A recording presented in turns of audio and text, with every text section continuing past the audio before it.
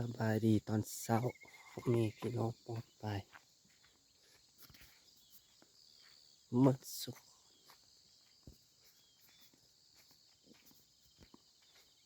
ตอนนี้เราก็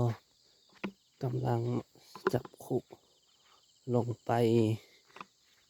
หนองไปสวนตอนนี้เขาจะพยายามใส่กุ้งเนาะพยายามใส่กุ้งอันนี้คือวิวอยู่อันนี้ป่าออมบ้านเนาะออมสวนออมนอกเนาะทางลุ่มก็จะเป็นทุ่งนาโอ้พี่น้องเลย นกเซลนะมันมานอนอยู่หันเนาะหลายเนี่ยบ้านนี้มันนอนไปเบิ่งบนมันนอนมันมืดบ่ทันเห็นหมดตอนนี้เราก็จะตัดไปยามกุ้งใส่กุ้งโตเนาะว่ามันจิมานบ่พี่น้องเลย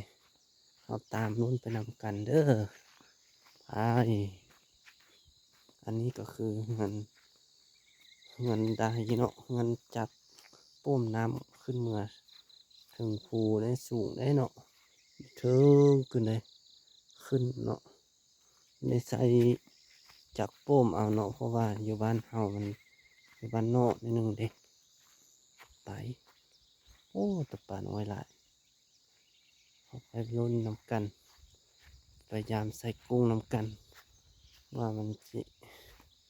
ได้ซ้ำเลือเนาะไปเด้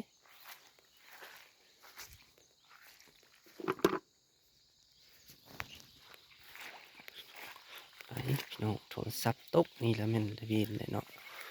นี่คือใส่กุ้งเฮามันออกหมดแล้วบ่พี่น้องโอ้ได้อยู่เนาะได้น้อยโอ้ได้หลายอยู่ได้หลายเติบอยู่นี่โอ้ใส่กุ้งเฮามันขาดนี่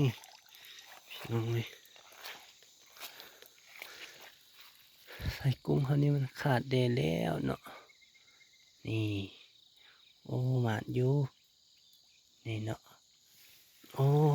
มันมีผลโอเด้พี่น้องมันโอได้ที่นี่บ่ได้เนาะโอ้ได้นี่ได้อยู่นี่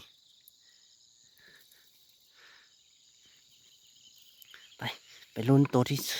ไปลุ้นสายที่สองเด้อแบบนี้เด้อนี่พอได้อยู่อาหารมื้อเนาะบ่แม่นหัวอาหารมันให้เฮาซื้อเฮาเอาแก้มเนาะเฮาเอาแก้บกับปนกับกับกะปิเนาะเฮาเอาแก้บปนกับกะปิเนาะตอนนี้ก็ไปหลังที่สองเลยหลังที่หนึ่งนี่ได้อยู่นี่ได้อยู่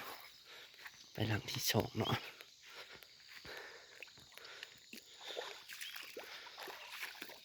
ข้ามน้ำไปอยู่จุดนั้นแหละเบิ่งที่ได้วะพี่น้องเลย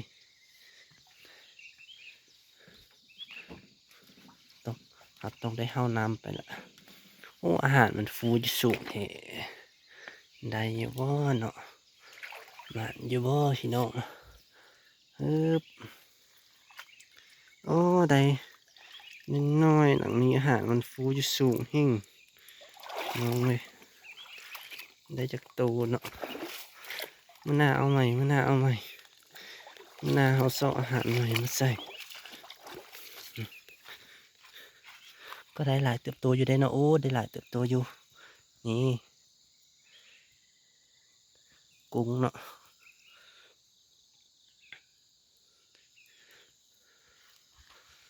ได้ยกนะเอาลองมาเก็บกันเนาะและนี่ก็คือครั้งแรกเนาะในการใส่กำดักกุ้งเนาะนี่ได้สำนี่พี่น้องก็ตัวเนื้ออยู่เด้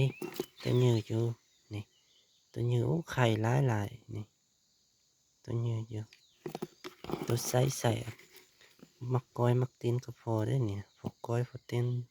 ถ้วยหนึ่งเฉยเนาะนี่งามติดตามอีพีต่อไปได้พี่น้องเด้อค่อยจะหาอาหารมาใส่แบบเอาหลายๆเลยนะพี่น้องคลิปนี้ก็จบเพียงซ้ำนี้เด้อพี่น้องเด้อ ฝากกดไลค์กดแชร์ฝากกดติดตามให้แน่ช่องใหม่ของคอยเนาะขอบใจ